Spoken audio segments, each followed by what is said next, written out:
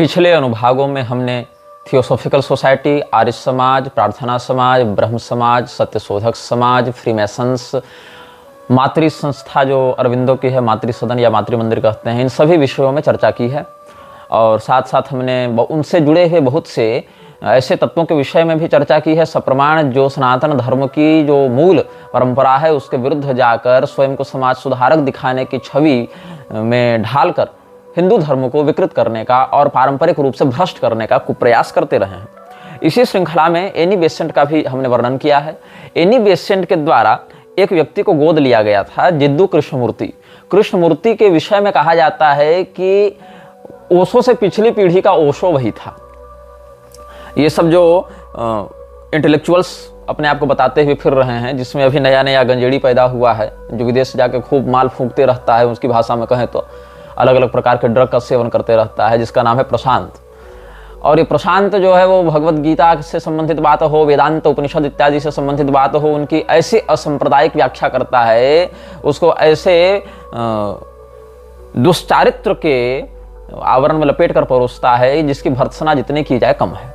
इससे थोड़ा सा ऊपर आप देखें, इंटरनेशनल मैनेजमेंट के दृष्टिकोण से प्रशांत जो है वो वैश्विक सत्ता को इन्फ्लुएंस नहीं कर पा रहा है। वो विदेशों में भी आना जाना है, ठीक है, लोग हैं, फॉलोअर्स हैं अपने, लेकिन उसका जो विकास है वो भारत के बाहर ज़्यादा नहीं हो पा रहा है जितना कि जग्गी वासुदेव उर्फ जगदीश वासुदेव उर्फ सदगुरु उर्फ ईशा फाउंडेशन का जो संस्थापक है उसका प्रभाव बढ़ रहा है।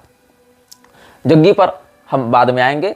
जग्गी पर अभी बहुत ज़्यादा बातें चल भी रही हैं और बहुत कुछ उसके विषय में बातें आ भी रही हैं। हमने पहले भी इन विषयों पर वीडियो बनाने की घोषणा की है और हम जिस प्रकार के वीडियो बनाएंगे, जो बातें आप YouTube में पहले से देख चुके हैं, जान चुके हैं, कुछ बातें वो तो रहेंगी ही जो कि फैक्ट्स हैं और जो कि बहुत कुछ सामने बातें निकल कर आ रही हैं, लेकिन बहुत कुछ बातें ऐसी भी होंगी जो इस समाज में होने के बाद भी मुख्य धारा के दृष्टिकोण से बच जाती हैं। अस्तु, हम बात कर रहे थे जिद्दू कृष्णमूर्ति की। तो जिद्दू कृष्णमूर्ति जब किशोरावस्था में था तो थियोसॉफिकल सोसाइटी की एक प्रशाखा ने इसको अपने संरक्षण में ले लिया था और इन लोगों का ये संकल्प था कि जिद्दू कृष्णमूर्ति को हम एक वैश्विक नेता के रूप में धार्मिक जगत में स्थापित कर रहे हैं। जिस प्रकार से विश्व में जो हम न्यू वर्ल्ड ऑर्डर स्थापित करना चाहते हैं, one world and one religion स्थापित करना चाहते हैं, इनकी कुछ विशेष बातें हैं। One world, one religion, one government, one currency, इस प्रकार की ये बातें लेकर चल रहे हैं अभी।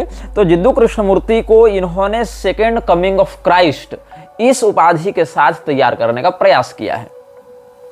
पहले दयानंद की भी यही महत्वाकांक्षा थी, लेकिन दयानंद ने जब थियोसॉफिकल सोसाइटी के ऊपर अपना इन्फ्लुएंस बढ़ाना प्रारंभ किया तो टकराव हो गया।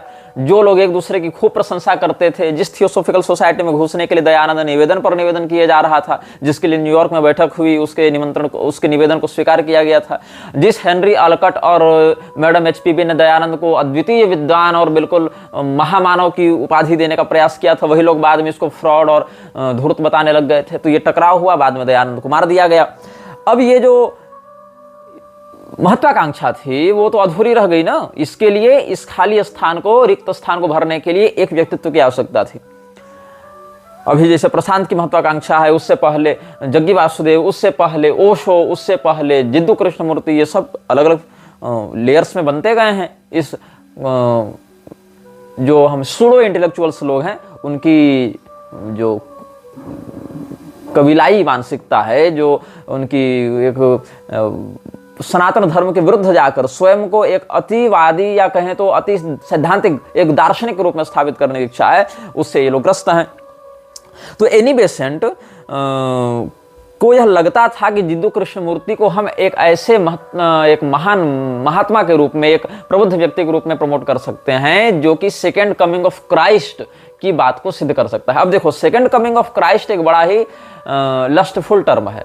समय समय पर इस टर्म का अपने व्यक्तित्व के महिमा मंडन में प्रयोग योगानंद प्लस उनके एसोसिएट्स ने भी किया है कि मैं ही तो जीसस का अवतार नहीं।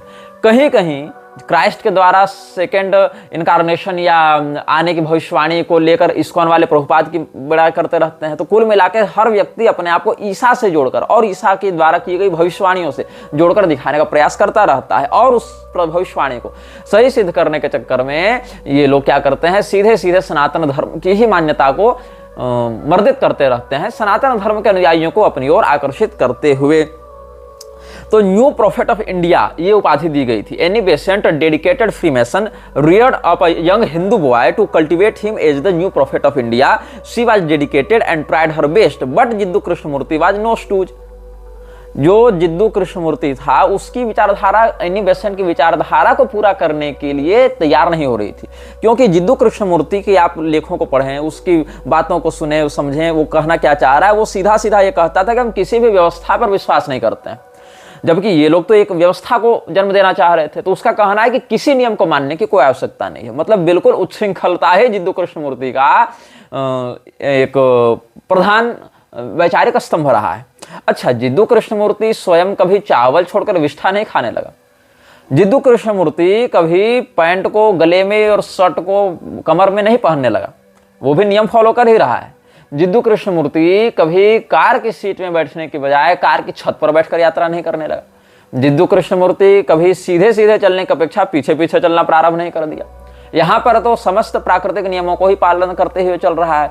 न जिद्दू कृष्णमूर्ति ने कभी व्यवस्था के विरोध के नाम पर अंग्रेजी सरकार के द्वारा निर्गत किए गए नीति नियमों को या मान्यताओं के विरुद्ध जाकर कुछ मनमानी करने का प्रयास किया, नहीं। इसका सिर्फ ये दावा था, ये कहना था कि हर व्यक्ति अपने मन का करे और कोई धर्म को मत मानो, कोई ईश्वर को मत मानो, कोई शास्त्र को मत मानो, कोई किसी बात को मत मानो। और यही उच्छृंखलता व्यक्ति के मन में विकार, अवसाद, अमर्यादा इत्यादि को जन्म देती है। तो इसने खुलेआम ऐसा कहा, कोई नियम मत मानो। जिद्दू कृष्णमूर्ति गर्भपात को लेकर और व्यापारिक लाभों को लेकर, आर्थिक व्यवस्था को लेकर अपने पार्टनर्स से भी कई बार लड़ता रहा, लाइफ पार्टनर्स से या एसोसिएट्स से, बिजनेस पार्टनर्स से, ये बहुत ज़्यादा झगड़ता रहा, भिड़ता रहा। तो एक ऐसा व्यक्ति जो स्वयं कुंठित मानसिकता का था, कुंठित मानसिकता के कारण किसी भी नियमावली में जिसकी निष्ठा नहीं थी, किंतु जो स्वयं इस प्रकार का उपदेश देता था कि नियम क्या है, कोई नियम मत मानो, उस व्यक्ति से क्या हुआ, एनी बेसेंट डिसअपॉइंट हो गई।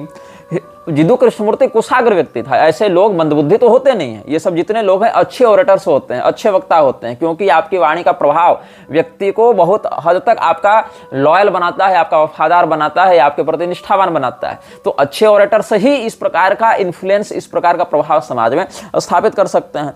तो एनी बेसेंट ने इसकी जो है ऑरेटरी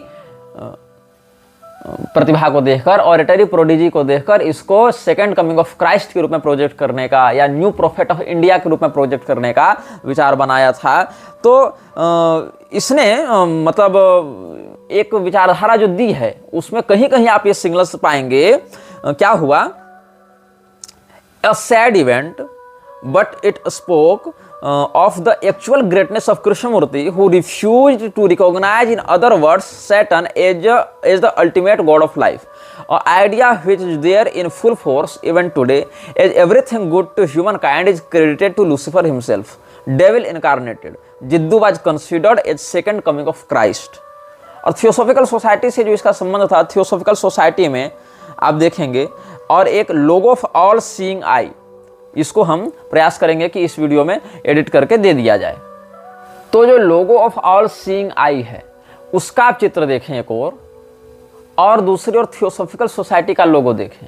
ऑल सीइंग आई ही अनाम वृक्ष की आंख बताई जाती है, या इस साइन का प्रयोग इल्यूमिनाती से जुड़े लोग भी करते हैं। इस साइन का प्रयोग बफमेट या बाल पिशाच के उपासक भी करते हैं, और अलग अलग सिजिल को प्रयोग करके जो डेमन समनिंग का काम करते हैं वो लोग भी इसका प्रयोग करते हैं। और लेसर के सोलोमन इत्यादि में भी इससे जुड़े हुए प्रयोग बताए गए हैं। और इसी से प्रेरणा लेते हुए लॉर्ड ऑफ रिंग्स या हॉबिट ट्रायलॉजी इत्यादि में eye of Sauron, the all seeing eye, इस प्रकार का वो लोग भाव व्यक्त करते हैं। अलग अलग फिल्में भी इस प्रकार की अवधारणाओं से प्रेरित होकर बनाई जाती हैं ताकि समाज के लोग उन बातों से जुड़े रहें और उन बातों को एक ग्लोरीफाइड वे में स्वीकार करने के लिए मानसिक रूप से तैयार होते रहें। तो जिद्दू कृष्णमूर्ति एक ऐसा व्यक्ति रहा जिसको किसी बात से कोई निष्ठा या श्रद्धा का अनुभव ही नहीं होता था कि हम ये करें अच्छा, ये करें अच्छा। व्यक्तिगत जीवन में अच्छा सूट बूट पहन के जेंटलमैन के समान वीआईपी कल्चर को जीते हुए, लग्जरियस लाइफ के पीछे जाते हुए उसने खूब अच्छा से अपना जो उसकी ऑरेटरी प्रोडिजी थी उसका प्रयोग करते हुए, उसकी वाक पटुता का प्रयोग करते हुए ठीक पहचान, पैसा, लग्जरी सब अपनाई।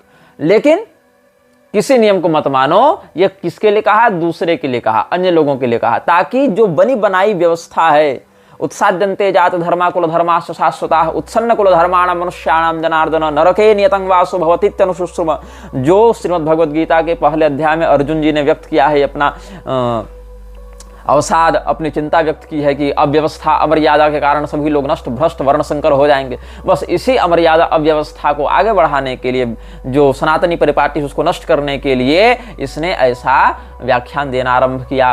अब बताओ, जो आसुरी चित्तवृत्ति वाले लोग हैं, दंभो दर्पोभिमानश्च क्रोधः पारुष्यमेव च अज्ञानं चाभिजातस्य पार्थ संपदमासुरीम, इन विषयों में हम प्रारंभिक अनुभागों में आप सबों को अवगत करा चुके हैं। तो जिद्दू कृष्णमूर्ति की बात को सुनकर ईसाइयों ने तो क्रिश्चियनिटी के डॉगमा को नहीं ठुकराया, और इस्लाम के डॉक्ट्राइन को भी मुसलमानों ने नहीं ठुकराया, या सिखों ने तो खालसा या गुरु ग्रंथ इत्यादि के वचनों का तिरस्कार नहीं किया। लेकिन इन लोगों को सुनते कौन है? इंटेलेक्चुअल्स के रूप में आदर्श मानते कौन है? हिंदू धर्म के लोग मानते हैं। उनको लगता है कि कोई आया है बढ़िया ज्ञानी ध्यानी तत्वदर्शी आया है, और हिंदू ही अपनी कुलगत वर्णगत मर्यादा और शास्त्र सिद्धांत के अनुशासन का परित्याग करके ऐसे व्यामोहक वक्ताओं के पीछे भागते रहते हैं, जिससे दुष्परिणाम यह होता है कि दुविधा में दोनों गए और माया मिली न राम।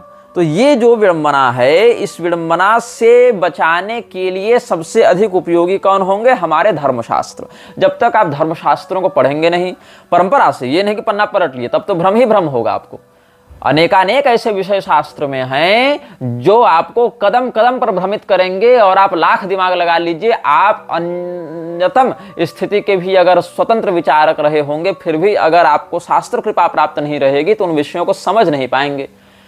और इसका दुष्परिणाम क्या होगा कि यदि आप शास्त्रों के प्रति निष्ठावान हैं, यदि आप शास्त्रों के प्रति निष्ठावान हैं और यह मानते हैं कि हम इस विषय को समझने में असमर्थ हैं, तो धीरे धीरे करके स्वयं को मानसिक रूप से तैयार करेंगे, साधनात्मक रूप से स्वयं को पुष्ट करेंगे, ये बताने के लिए, ये दिखाने के लिए कि हम अज्ञ हैं, हम अनभिज्ञ हैं, हम स्वयं को उस स्तर पर पहुंचाएं जहां ये बातें हम समझ सकें। और यहीं पर आवश्यकता होती है गुरुजनों की, संप्रदायविद जनों की, जो उस रहस्य को समझने में आपका सहयोग करेंगे, आपका मार्गदर्शन करेंगे। किंतु यदि आप केवल स्वयं को ही बुद्धिजीवी मानकर शास्त्र पढ़ने बैठ गए बिना सत्संप्रदाय परंपरा के, तो विडंबना क्या हो जाएगी? आप उन विषयों को ही प्रक्षिप्त कहना प्रारंभ कर देंगे, संदेह करने लगेंगे कि ये बाद में किसी ने जोड़ दिया, मिलावट कर दिया, और इसी एक अनास्था का आश्रय लेकर आपके समक्ष उपस्थित हो जाएगा आर्य समाज, गायत्री परिवार, रामपाल, रामभद्राचार्य और अलग अलग प्रकार के प्रक्षिप्तवादी लोग, जो धर्मशास्त्रों को प्रामाणिक ही नहीं मानते हैं। जिन मतों में धर्मशास्त्रों के विरुद्ध इनका संप्रदाय या इनका एनजीओ खंडित होने लगता है, वहां संप्रदाय या एनजीओ को बचाने के चक्कर में ये लोग धर्मशास्त्रों को ही प्रक्षिप्त बोलना प्रारंभ कर देते हैं, अप्रामाणिक बोलना प्रारंभ कर देते हैं। और इन प्रक्षिप्तवादियों का कपट तो देखो कि जिस प्रसंग को रामभद्राचार्य वास्तविक मानेंगे, उन प्रसंगों को आर्य समाज वास्तविक मान लिए, जरूरत नहीं आर्य समाज कहेगा प्रक्षिप्त है। जिन प्रसंगों को आर्य समाज असली मान रहा है या प्रक्षिप्त मान रहा है, जरूरी नहीं गायत्री परिवार भी वही मान ले। हो सकता है गायत्री परिवार किसी और विषय को प्रक्षिप्त मानकर इसको वास्तविक मान रहा हो।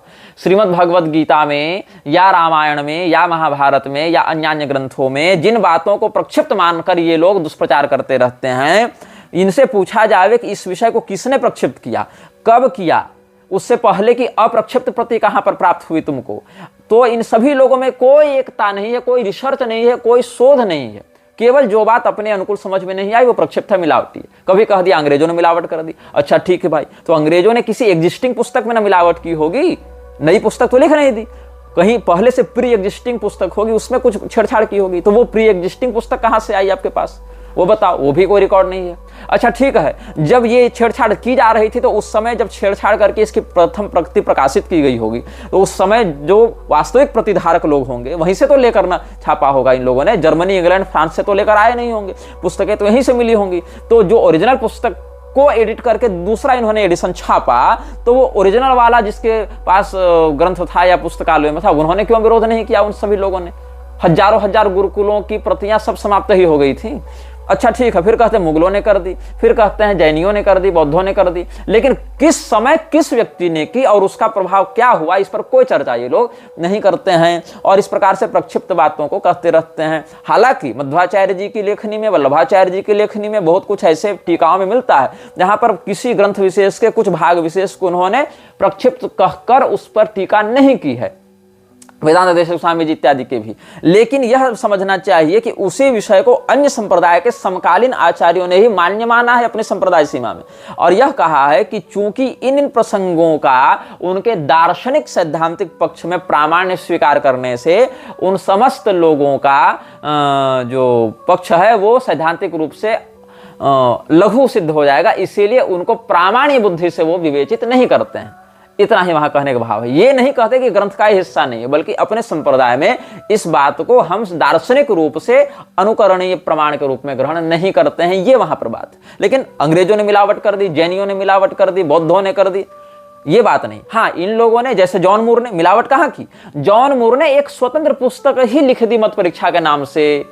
मैक्स मुलर ने वेदों में मिलावट नहीं की, मैक्स मुलर ने वेदों का अनुवाद ही अपने मनमाने तरीके से कर दिया।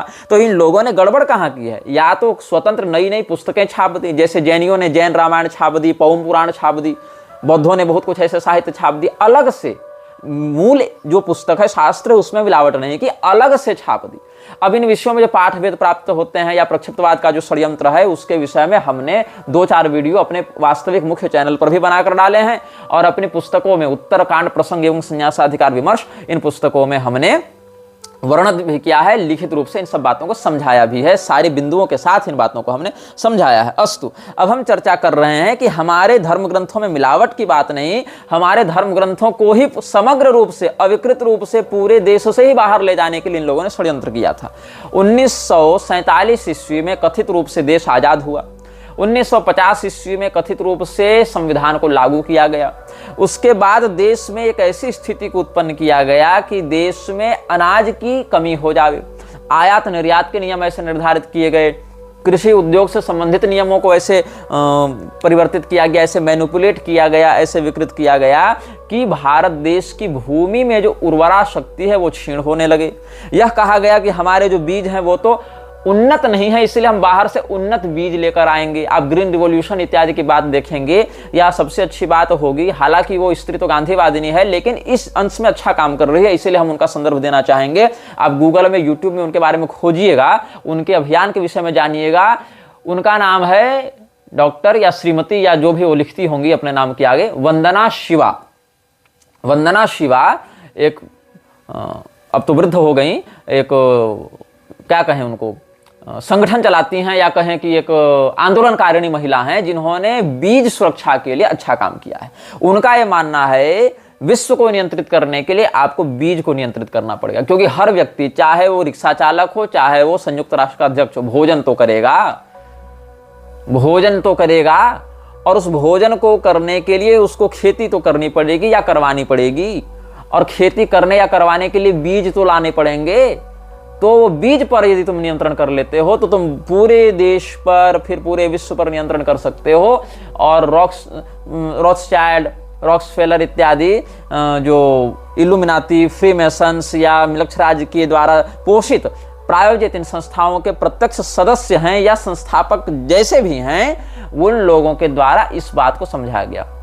तो मोन्सेंटो इत्यादि कंपनियों के माध्यम से, रॉथस्चाइल्ड, रॉकफेलर इत्यादि कॉरपोरेशंस के माध्यम से भारत में फूड क्राइसिस को जन्म दिया गया। फिर कहा गया कि हम तुमको उन्नत बीज देंगे, इस बीज को लगाओ। इस बीज को लगाने से क्या होगा, तुम्हारी पैदावार अच्छी होगी। तो बीज यहाँ पर जब लगाया गया तो बीज कोई काम नहीं आया, यहाँ की पृथ्वी ने उन बीजों को अस्वीकार कर दिया। तो उन्होंने कहा कि हमारा बीज सही है, तुम्हारी भूमि बंजर है, इसीलिए हमारी उर्वरा भूमि को नकली रिपोर्ट्स के माध्यम से बंजर कह के अपने संकर बीजों को, जेनेटिकली मॉडिफाइड बीजों को, जीएम बीजों को, जिसको लागू करवाने के लिए आज की सरकार भी मरी जा रही है, आज की सरकार भी जिनको भारत में लाकर अन्न व्यवस्था को ही दूषित करने वाली है, जहर खिला खिलाकर मारने वाली है, विविध प्रकार के रोगों को जन्म देने वाली है, इन WTO और WEF के, world economic forum, world trade organization के इन्फ्लुएंस में आकर, ट्रीटी में आकर, उन समस्त षड्यंत्रों के पीछे जो संस्थाएं थी उनको ग्रीन रिवॉल्यूशन का जनक बता दिया गया। आज देख लो, जहां पर भी इन कीटनाशकों का, खाद का, फर्टिलाइजर्स का प्रयोग हो रहा है, वहां से गोवंश समाप्त, वहां से भूमि की उर्वरा समाप्त, और वो लोग जो स्वयं उगा रहे हैं वो स्वयं खा नहीं रहे हैं, वो लोग बेच रहे हैं, केवल सप्लाई कर रहे हैं और अपना जहर हम लोगों को बेच रहे हैं और स्वयं खा भी नहीं रहे हैं उस जहर को। और भूमि भयंकर विषाक्त हो गई, विषैली हो गई है, और पशु पक्षियों की प्रजातियां मरने के, विलुप्त होने के कगार पर आ गई हैं। तो 2 पीढ़ी जाते जाते कितना भीषण विप्लव देखने को मिल रहा है। तो फूड क्राइसिस के समय क्या किया गया है इन लोगों के द्वारा, हमारे बीजों को अमान्य कह के कहा गया ये तो कम पैदावार वाले हैं, हम तुमको अधिक पैदावार वाले ज्यादा बेहतर बीज देंगे। अब क्या हुआ, इन विषयों पर वंदना शिवा ने बहुत बढ़िया काम किया है, और समयानुसार पूरी के शंकराचार्य जी भी इस विषय को समयानुसार अपने मंचों से उठाते रहते हैं, बताते रहते हैं। तो जो बीज है तुम्हारे वो उन्नत नहीं है, हम तुमको उन्नत बीज देंगे, ये कह दिया गया। तो उन्नत बीज जब यहां लगाए गए कथित रूप से जीएम बीज, जेनेटिकली मॉडिफाइड, तो वो उन बीजों को हमारी पृथ्वी ने अस्वीकार कर दिया। तो उल्टा आरोप हमारी पृथ्वी पर लगाया गया कि तुम्हारी पृथ्वी बंजर है। ठीक भैया, तो उपजाऊ बनाने के लिए क्या करें, तो हम खाद देंगे। तो फर्टिलाइजर्स के नाम पर तरह तरह के केमिकल्स उन्होंने देने आरंभ किए। अब ये तो पूरे देश में लागू होने में थोड़ा टाइम लगेगा। तब तक क्या कहा गया, तो अमेरिका ने एक यहाँ पर फूड फॉर पीस कार्यक्रम लागू किया था। चूंकि अमेरिका ने इस सिद्धांत को बहुत अच्छे से समझा था कि अगर हमको किसी भी जियोपॉलिटिकल वार में बहुत तेजी से आगे बढ़ना है तो हमको सीधे व्यक्ति की रसोई में घुसपैठ करना पड़ेगा। हम इकोनॉमिक वारफेयर तब लड़ सकते हैं जब व्यक्ति के मुंह से लेकर पेट के रास्ते पर हमारा कंट्रोल होगा। अब जो लोग इन मॉडिफाइड बीजों को खुलेआम ले रहे थे, इन वर्णशंकर बीजों को, संकर बीजों को ये जो भूमि में लगा रहे थे, उनके लिए फिर अलग से फर्टिलाइजर्स भी खरीद रहे थे। 1-2 साल में इनको अच्छी पैदावार दिखी अचानक से, तो इनको लगा, अरे वाह क्या गजब बात है, कलयुग यही ना करता है, तुमको तुरंत इतना पैसा दे देगा, सफलता दे देगा कि तुमको लगेगा यही जीवन का उद्देश्य है, यही वास्तविक मार्ग है। तो क्या हुआ, सरकार ने उनको सब्सिडी देना आरंभ किया। अच्छा ठीक है, हम तुमको और सब्सिडी देंगे, तुम्हारे लिए मंडियां खुलवाएंगे, तुमको एक्सपोर्ट इंपोर्ट में हम सहयोग करेंगे। और जो किसान पारंपरिक खेती में लगे हुए थे उनको पिछड़ा, अवैज्ञानिक, अनपढ़ इस प्रकार से कह के तिरस्कृत किया जाने लगा। उनकी खेती के लिए अधिक पानी चाहिए और देश में सूखा पड़ रहा है, इसलिए हम तुमको नहर का पानी नहीं प्रयोग करने देंगे, ऐसा कह के उनकी फसल को जानबूझकर मारा गया। आप उस समय के इतिहास रिकॉर्ड निकाल कर देखें, उस समय के रिसर्चर्स को पढ़ें, उस समय के पेपर कटिंग्स को निकालें, जो गैजेटियर्स छपते थे उसको आप पढ़ें, सारे प्रमाण आपको मिल जाएंगे। बहुत ये नहीं कि कोई आर्काइव से, अभिलेखागार से गुप्त आपको निकालना पड़ेगा, सामान्य आप चिंतन शोध करेंगे, ये सब बातें मिल जाएंगी कि जो सब्सिडी सरकार दे रही थी वो किनको प्राप्त हो रहे थे। जो ये सब ग्रीन रिवॉल्यूशन या उसके अभियोजकों के द्वारा बनाए गए बीज या बनाए गए फर्टिलाइजर्स को खरीदकर खेती कर रहे थे, उनको सरकार प्रोत्साहित कर रही थी, सब्सिडी दे रही थी। जो पारंपरिक किसान हैं, खेती वाले हैं, उनको कहा गया कि तुम तो अनपढ़ हो, गंवार हो, अवैज्ञानिक हो। दूरदर्शन इत्यादि पर या अलग अलग रेडियो चैनल्स पर फर्टिलाइजर और उन्नत बीज का गुणगान करने वाले कृषि कार्यक्रम चलाने जाने लगे। और उसके साथ साथ भारत को या पूरे विश्व को अमेरिका ने एक और ट्रीटी में बांधा, फूड फॉर पीस प्रोग्राम। तो फूड फॉर पीस प्रोग्राम जो है उसके आधार पर 150 देशों के कुल 3 अरब लोगों को यूएसए ने पूरे फूड फॉर पीस प्रोग्राम के आधार पर गेहूं सप्लाई किया है।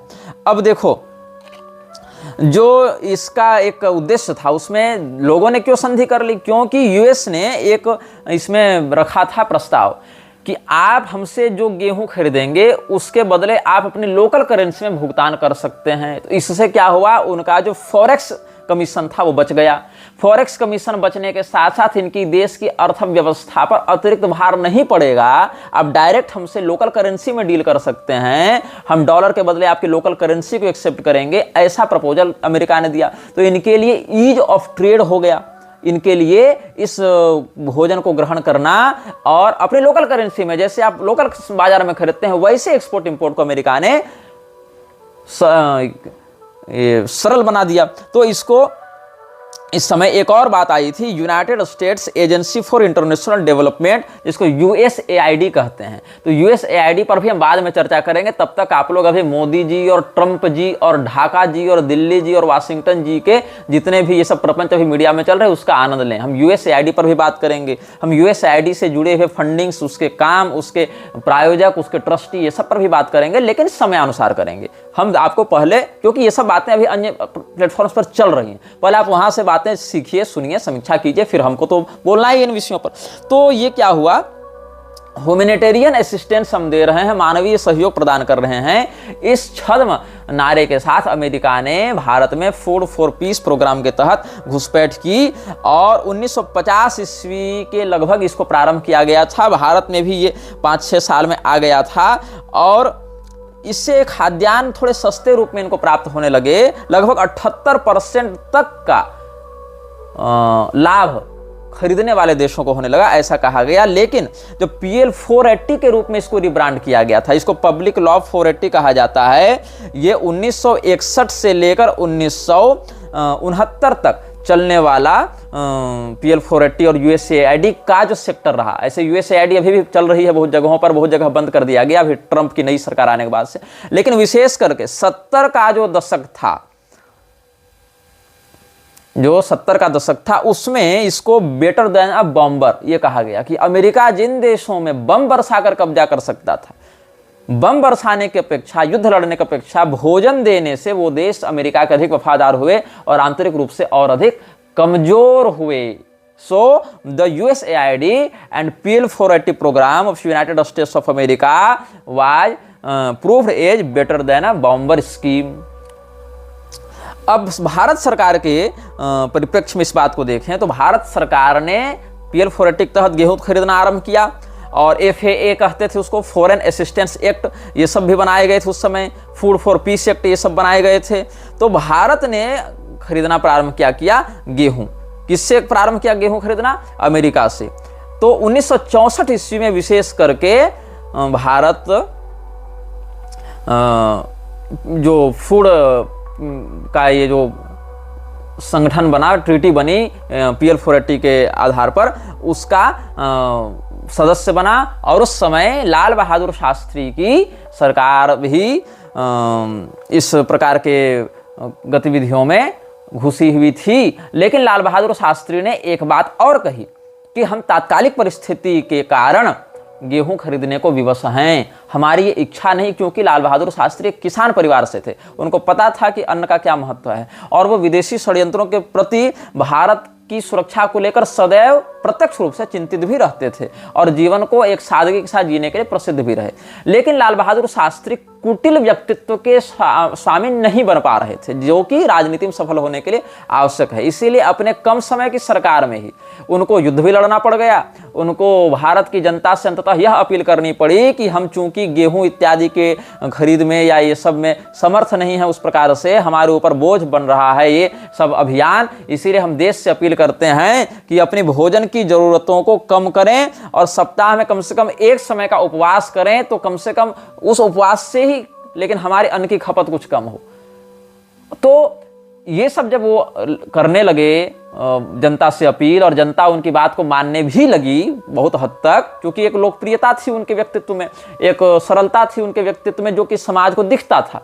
तो लाल बहादुर शास्त्री को ताशकंद षड्यंत्र के माध्यम से मरवा दिया गया, उनको किनारे हटवा दिया गया, ताकि इस प्रकार के जो लोग हमारे इन अभियानों में टांग अड़ा रहे हैं उन सबको समाप्त कर दिया जावे, हमारा अभियान आगे बढ़ता जावे।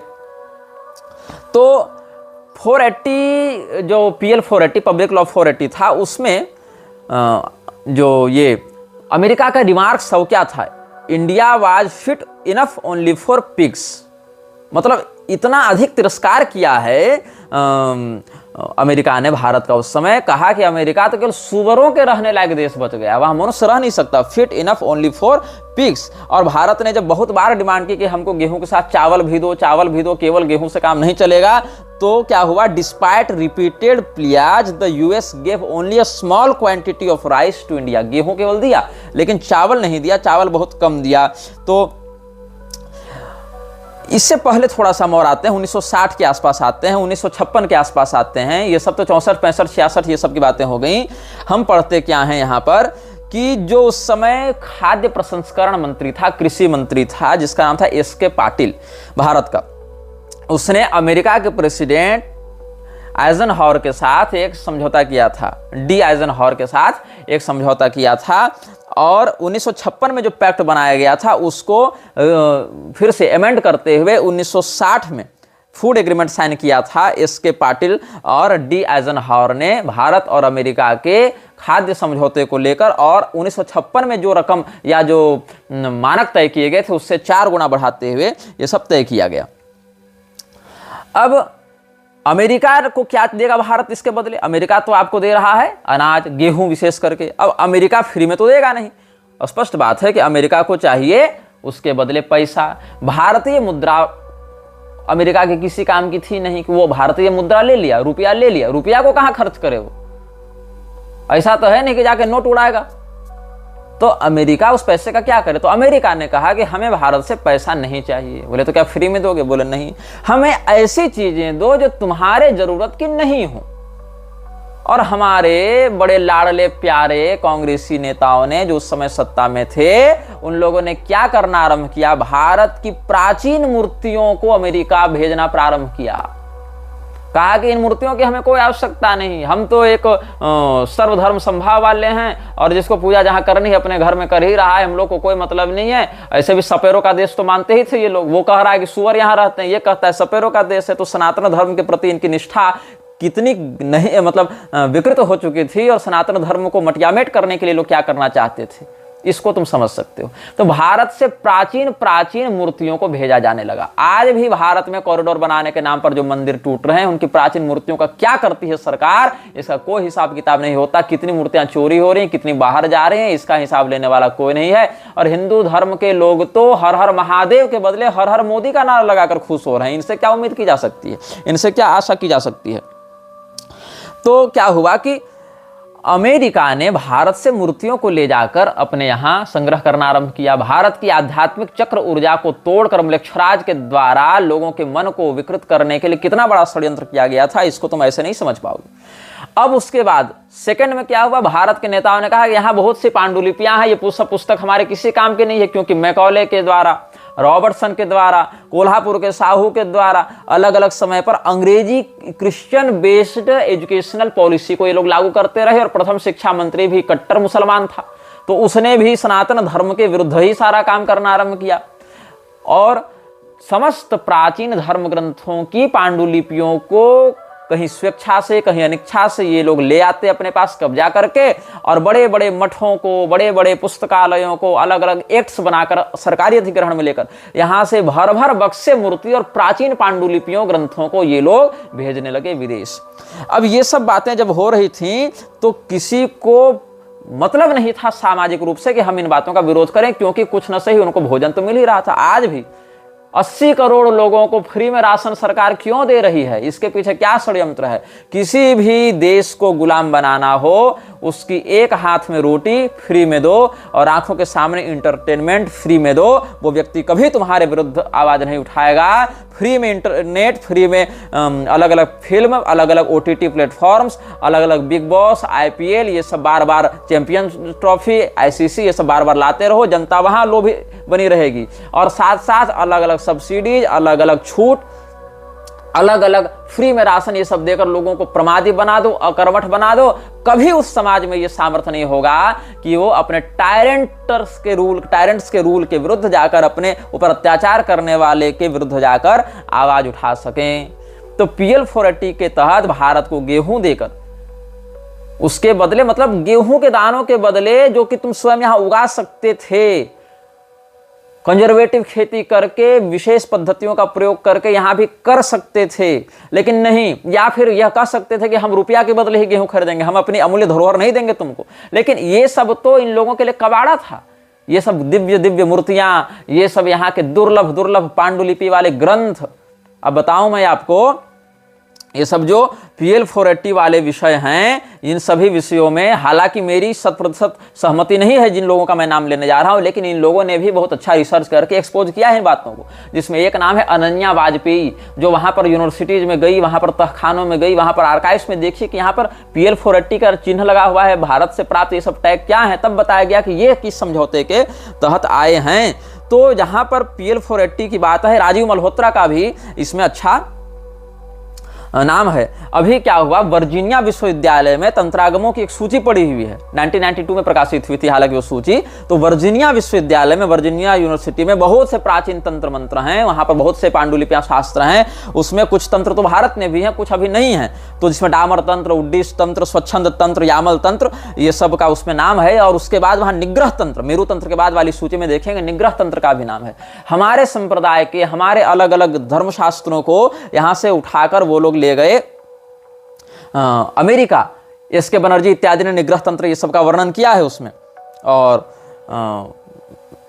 वो सब बक्से वहां पर पड़े हुए हैं, मूर्तियां पड़ी हुई हैं, पांडुलिपियां पड़ी हुई हैं। कुछ लोग पढ़ते हैं, कुछ लोग नहीं पढ़ते हैं, कुछ रिप्रिंट किए जाते हैं यूनिवर्सिटीज के द्वारा। लेकिन कुल बात यह है कि हमारे यहाँ से वो सब उठाकर चोरी करके ले जाए गए।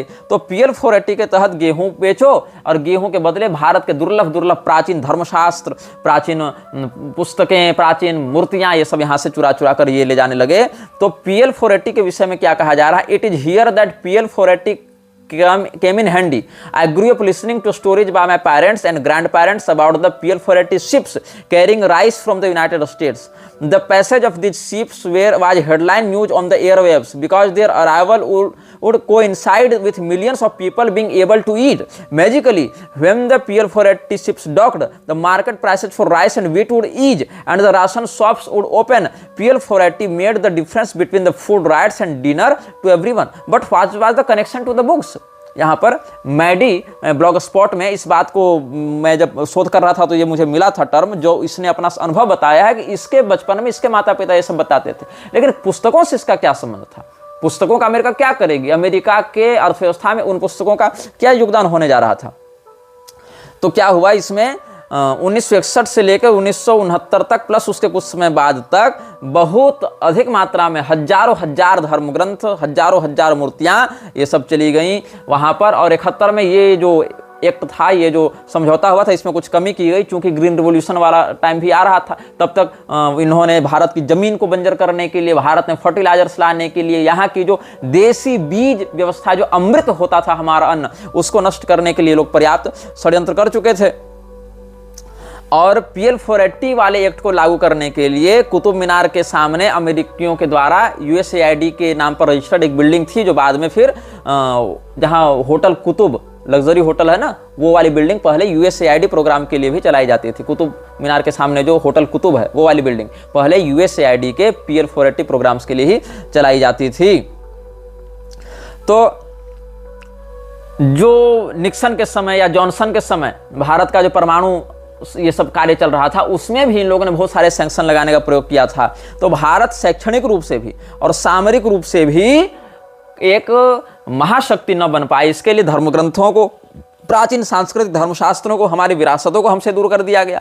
प्लस आधुनिक विज्ञान का आश्रय लेकर भी कुछ न कर पाए। इसके लिए भोजन पर आश्रित बनाया गया, भोजन पर शिकंजा किया गया, जमीन पर शिकंजा किया गया, हमारी व्यापार नीति, हमारी युद्ध नीति, इन सबों पर नियंत्रण करने का प्रयास किया गया। और यहाँ के नेताओं ने देर सवेर इन सब बातों को प्रमोट भी किया, इन बातों को समर्थन भी दिया। हालांकि कुछ महत्वाकांक्षी नेताओं ने कई बार दबे चुपे या एक दो मुद्दों में निक्सन का विरोध या जॉनसन का विरोध ये सब किया है। अटल बिहारी के टाइम या इंदिरा गांधी के टाइम एक दो ऐसे इंसिडेंट्स हुए जब अमेरिकी राष्ट्रपतियों को इन लोगों ने कहा कि नहीं नहीं, हम तुम्हारी बात नहीं मानेंगे। लेकिन उसका कोई विशेष व्यापक प्रभाव भारत के ओवरऑल म्लेच्छराज पोषित लोकतांत्रिक सरकार के सुधार में या भारत के सर्वांगीण मूल भारतीय चेतना के साथ विकास में कोई लाभ इन सब घटनाओं का नहीं हुआ। ये सब कोई काम के नहीं आए। इन सभी बातों के लिए आपको अनन्या वाजपेयी और राजीव मल्होत्रा के अनुभवों को, उनके अकाउंट्स को पढ़ना चाहिए, सुनना चाहिए, समझना चाहिए। तो PL 480 के माध्यम से भारत से इस प्रकार का सीधे सीधे ड्रेन किया गया इन सभी इंटेलेक्चुअल्स प्रॉपर्टीज को, जो हमारी इंटेलेक्चुअल प्रॉपर्टीज हैं उनको। तो जितने भी ये लोग भारत के विरुद्ध कार्य कर रहे हैं, भारत को नष्ट करने का प्रयास कर रहे हैं, भारत को गुलाम बनाने का प्रयास कर रहे हैं, उन लोगों ने प्रयास क्या कर रहे हैं, वो तो कब्जे में है ही, लेकिन लोगों के मन में ये चेतना जागृत न हो, ये दबी रहे, इसका प्रयास कम से कम कर रहे हैं। वो लोग जो हमारे पास मान्य धर्मशास्त्र अभी उपलब्ध हैं, उन सभी धर्मशास्त्रों में कभी जोड़ तोड़, कभी प्रक्षिप्तवाद, कभी इसका ये अर्थ नहीं, कभी वो अर्थ नहीं कह के नेताओं के माध्यम से जिनको स्पॉन्सरशिप मिली है, ऐसे संप्रदाय परंपरा से अनभिज्ञ जनों को नेताओं का प्रश्रय देकर प्रमोट करते हुए ये लोग काम कर रहे हैं और धर्म गुरुओं के प्रति घुसपैठ का प्रयोग करके कभी हिजड़ों को महामंडलेश्वर बना दो, तो कभी मुसलमानों को घर वापसी करा के ब्राह्मण बना दो, और कभी हमारे मान्य धर्म शास्त्र को प्रक्षिप्त कह दो, मिलावटी कह दो, कभी कर्मणा ब्राह्मण बनाकर वास्तविक ब्राह्मण परंपरा वालों को गाली दे दो। ये सब बातें करवाकर सनातन धर्म को चौतरफा आक्रमण करवा के ये लोग नष्ट करने का प्रयास कर रहे हैं, ताकि हमारे मान्य धर्म शास्त्रों के प्रति हमारी अश्रद्धा हो जावे, हम उनको प्रक्षिप्त संदेह की दृष्टि से देखने लग जावे। दूसरी बात, अगर हमको धर्म का ज्ञान प्राप्त करने की इच्छा हो तो नेताओं के द्वारा पोषित चापलूसों को धर्मगुरु बनाकर प्रोजेक्ट कर दिया जाए।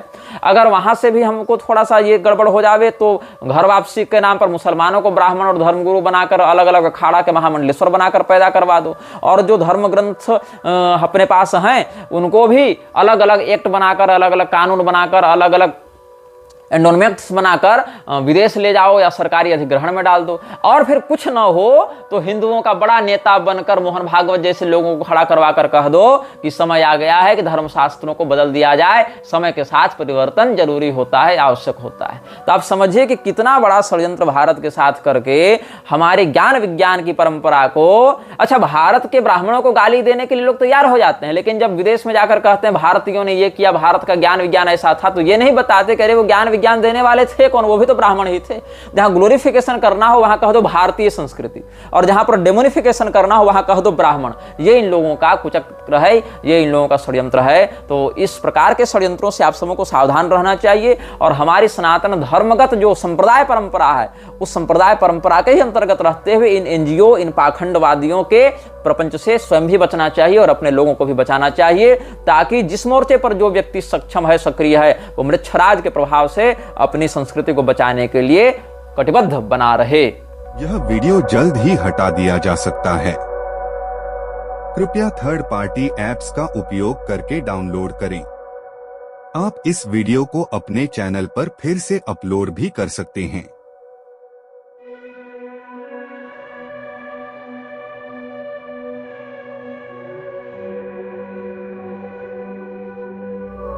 This video may get deleted soon. Please download using third-party apps. You may also re-upload this video on your channels. Thank you.